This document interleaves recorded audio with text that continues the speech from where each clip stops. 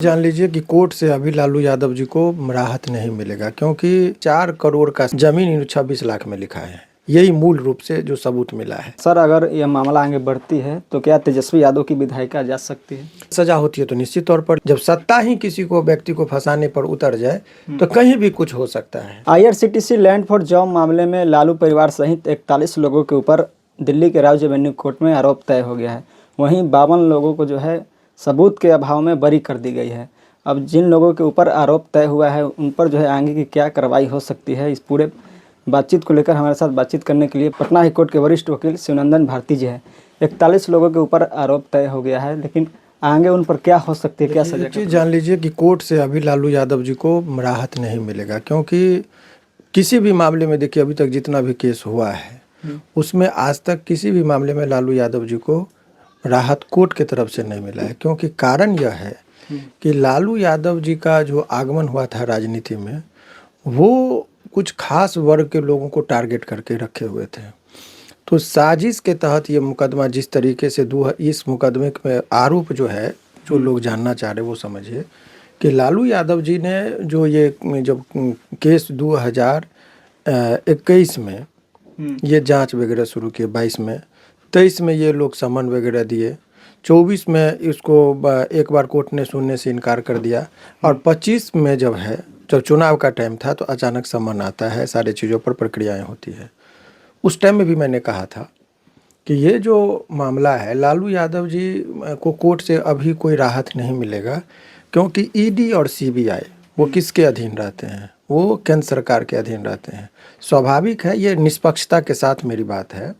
तो लालू यादव जी का जो ये केस है वो सीबीआई और ईडी के संयुक्त रिपोर्ट के आधार पर है। आरोप में आप समझिए कि कितने व्यापक आरोप थे कि 103 लोगों को अभियुक्त बनाया गया था। शुरुआती दौर में साबित नहीं हुआ तो 52 लोगों को बरी करना पड़ा, लेकिन सबूत के अभाव में कुछ था ही नहीं उन लोगों का मटेरियल उन लोगों के खिलाफ। अब कोर्ट में ये चार्ज फ्रेम हुआ है। चार्ज फ्रेम का मतलब कि इनको अब ट्रायल विचार किया जाएगा। अब सीबीआई का काम है कि वो सबूत इकट्ठा करके बताए कि हाँ, ये ज़मीन के बदले में पैसा लिया, मैंने जो नौकरी के बदले में उन्होंने ज़मीन लिया, पैसा नहीं लिया। अब ये जो मुख्य आरोप है उनको साबित करना होगा। अब प्रथम दृष्टिया देखिए क्या है कि ये कहते हैं कि 4 करोड़ का संपत्ति जो था जमीन 26 लाख में लिखा है। यही मूल रूप से जो सबूत मिला है।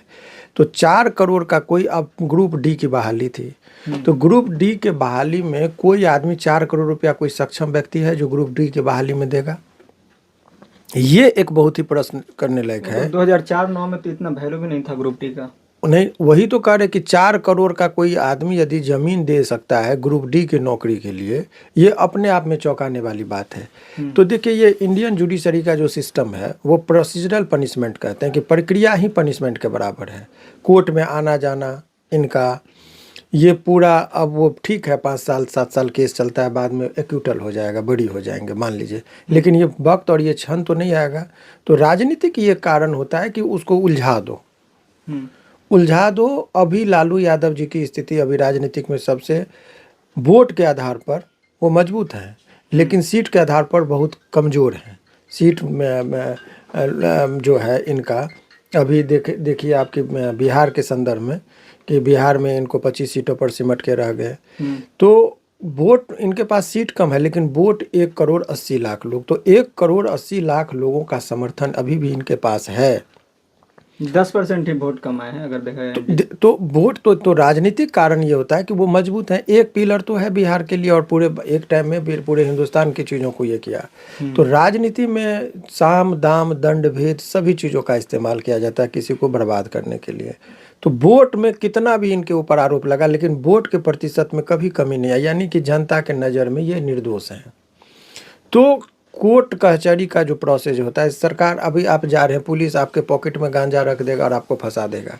तो सरकार के पास किसी को फंसाने के लिए बहुत शक्तियां होती है। जब सत्ता ही किसी को व्यक्ति को फंसाने पर उतर जाए तो कहीं भी कुछ हो सकता है। किसी भी व्यक्ति को आप देखते होंगे, पुलिस या अनेकों लोग हम लोग के पास आते कि सर मैं जा रहा था, हमारे पास सब कुछ था, फिर भी हमसे फाइन ले लिया।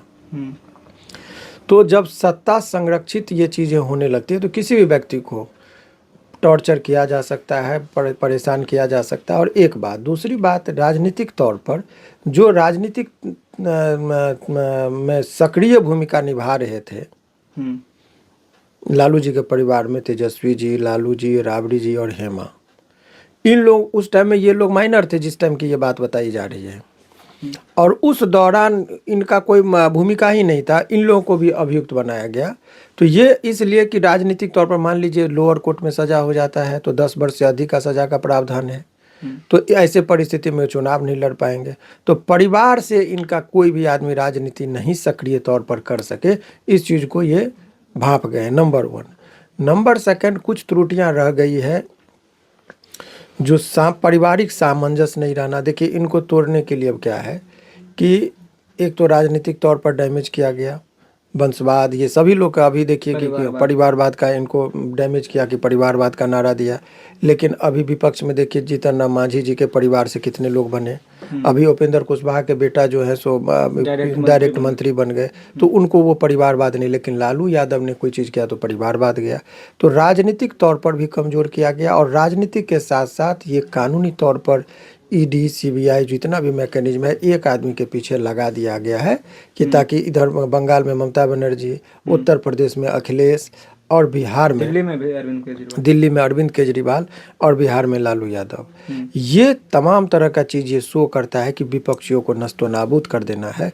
उसी का परिणाम आज आपको कोर्ट से खबर मिली है। अच्छा, आरोप तो अब तय हो गए हैं, लेकिन आगे अगर सजा होती है तो क्या प्रावधान है ऐसे? देखिए, आज कुछ सजा का, अभी जब ट्रायल शुरुआत होता है कि अब आपका ट्रायल हम करेंगे, ट्रायल का मतलब विचारण कि आप दोषी हैं कि निर्दोष हैं, इसमें सीबीआई का काम और ईडी का काम है कि वो साबित करे कि ये जमीन, नौकरी के बदले जमीन लिए थे। ये सबूत यदि वो इकट्ठा करके, ये हालांकि मुश्किल है क्योंकि 103 ये पहला करारा तमाचा है सीबीआई और ईडी के लिए कि आपने 103 लोगों में से पहला ही दिन आपका 56 आदमी निकल गया, आप कुछ नहीं उसके खिलाफ कनेक्ट कर पाए, भले वो चाबसी ले, लेकिन ये अपने आप में करारा तमाचा है। सीबीआई को आईना दिखाया गया है कि तुम्हारे पास कुछ नहीं है, ईडी के पास कुछ नहीं था। लेकिन चूंकि ये लोग पॉलिटिकल लोग हैं, तो पॉलिटिकल लोगों को इसमें मेन, चूंकि बहुत दूर से जाल बिछाया जाता है ताकि मेन जो आदमी है उसके इर्द गिर्द का ताना बाना करके उसको फंसाया जाए। तो ये वो उस तरीके का लग रहा है अभी। हालांकि डिफेंस में ये लिया गया कि जो ज़मीन का, देखिए ज़मीन जो लिया गया, हो सकता है कि 4 करोड़ का संपत्ति है और किसी को दान कर देने का मन हो। अभी आपको बता दें कि चंदा के बात जब आई तो बीजेपी को 2025 में बिहार में सबसे ज़्यादा चंदा उसके पार्टी को मिला, उसके बाद जदयू को मिला। तो उस पर तो जो आदमी चंदा दिया पार्टी को, तो ये लोगों का पार्टी को चंदा क्यों कोई देगा? इसलिए नहीं कि क्योंकि पार्टी से इस एवज में शोषण करता, कोई ठेकेदार है, इलेक्शन में पार्टी को 5 करोड़ रुपया दिया इस उम्मीद से कि हम 7 करोड़ इस पार्टी से कमाएंगे।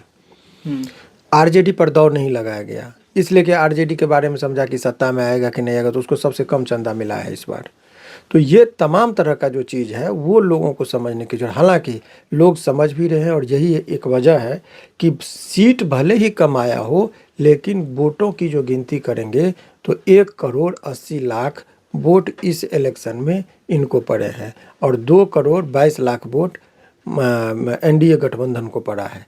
तो वोट में बहुत ज़्यादा का अंतर नहीं रहा है, लेकिन सीट बहुत अंतर रहा है। सीट में कहीं ये कमी नहीं कहा जा सकता है। तो लेकिन लोकप्रियता उनकी ये नहीं कि 0 पे आउट हैं, जितना दिख रहा है आपको सीट के आकलन में, वास्तविक तौर पर वो सीट में उतने आकलनों से वो पीछे नहीं है। तो ये एक अभी के 2029 का जब चुनाव होगा उस टाइम में इनके परिवार से लोग चुनाव नहीं लड़े, कैसे इन लोगों को मुकदमा में, देखिए उलझाना रहता है, तो ये उलझा दिया गया है ताकि ये उसी उधर-बीन में लगे रहे और इनकी राजनीति जो है सो खत्म हो जाए। हालांकि लालू यादव का राजनीतिक तौर पर समझिए कि उनका ख़त्म हो चुका है राजनीतिक तौर पर, उनको कहिए, उनकी कहिए, सारी राजनीतिक तौर पर कर दी गई है, वो नाम के जिंदा है। तो यही सब चीज़ें चल रही है। अच्छा, एक और भी है सर, कोर्ट ने आपराधिक गैंग बताया है, तो क्या ऐसा लगता है कि लालू परिवार ये टिप्पणी कोई रिकॉर्ड नहीं है, ये टिप्पणी अपने मन से मनगढ़ंत है, इसका कोई गैंग बताया जाए, ये कहीं ये मनगढ़ंत बात है। कोर्ट में ये टिप्पणी क्या ऑर्डर में ये आया है कि गैंग है, ये एक देखने की जरूरत। कभी भी कोर्ट इतनी ओछी टिप्पणी नहीं करती है, और अभी इलाहाबाद हाई कोर्ट ने एक ओछी टिप्पणी की थी तो सुप्रीम कोर्ट ने कड़े फटकार लगाए थे। आप केस देखिए, आप किसी भी व्यक्ति के विरुद्ध ओछी टिप्पणी नहीं कर सकते हैं। ये कोर्ट को भी हिदायत है। और ये अगर इस तरह का टिप्पणी होता है तो मानसिकता दिखता है कि आप किस तरफ इंक्लाइंड। देखिए ये जो संसार है, कोई भी व्यक्ति चाहे वो वकील हो, जज हो, भगवान नहीं होता है, उसकी भी एक विचारधारा होती है, वो भी किसी पार्टी की तरफ झुके होते हैं। लेकिन वो झुकाव होता है, लेकिन आपके ऑर्डर में वो चीज़ नहीं दिखता है। जब वो कुर्सी पर बैठते तो उनको ये दिखाना होता है कि आप निष्पक्ष हैं। तो अगर वो किसी के मन में इरादा क्या चल रहा है उसके भाषा से पता चल जाता है। तो जब सीबीआई का जो वो चारा घोटाले में जब सजा हुआ था, तो जज साहब जब फोटो खिंचाए थे कमर पे हाथ लेके और कैमरामैन को बुलाए थे कि लो खींचो, तो वो उस टाइम में बड़ी आलोचना उनकी हुई थी कि ये आपका कंडक्ट बता रहा है कि आप ह्यूमिलिएट करना चाह रहे हैं लालू यादव को। तो ये यदि इस तरह की टिप्पणियां होती है तो ये आपत्तिजनक होता है, जिस पर सुप्रीम कोर्ट ने कई बार बोला है कि कोर्ट का काम है साफ सुथरे तरीके से आदेश देना, कोई ओछी टिप्पणी नहीं करना। एक आखिरी सवाल होगा सर, अगर यह मामला आगे बढ़ती है तो क्या तेजस्वी यादव की विधायिका जा सकती है? विधायिका का अगर सज़ा होती है तो निश्चित तौर पर, लेकिन ये सज़ा होने पर अभी बहुत लंबा वक्त है, तब तक इनका ये 5 साल का जो टेन्योर है मुझे लगता है आगे की भी अब ये लोग चाहेंगे तो अपने बचाव के लिए सुप्रीम कोर्ट भी जा सकते हैं। कोर्ट से इनको कभी राहत न मिला है न मिलेगा, क्योंकि केस को बेवजह इतना बना दिया जाता है मजबूत। इनके कोई कोर्ट में कभी कोई इनका कोई पक्षकार रखने वाले मजबूत मिले ही नहीं है इनको। कोर्ट से राहत नहीं मिल सकता। ये बात लालू यादव ही जानते हैं, क्योंकि जब मैं इससे पहले इनका एक केस जब वो इलेक्शन में महागठबंधन का जब था तो तेजस्वी जी की तरफ से जनहित याचिका दायर किया था, तो उसमें लालू यादव जी ने जब बुलाया था तो कहा था कि कोर्ट से मुझे कभी राहत नहीं मिलेगी, क्योंकि इन लोगों का साजिश जो है सीबीआई ईडी का इतना स्ट्रांग होता है कि कोर्ट में हमारे पक्ष को कमज़ोर कर दिया जाता है। चलिए बहुत बहुत धन्यवाद सर। तो जिस तरह से IRCTC घोटाले मामले में लालू परिवार सहित 41 लोगों के ऊपर आरोप तय हुए हैं, उस पर जो है हमने सर से पूरी बातचीत की। बाकी इस पूरी बातचीत पर आपकी क्या राय है कमेंट कीजिए और देखते रहिए द एक्टिविस्ट। मैं अमन कुमार, बहुत बहुत धन्यवाद।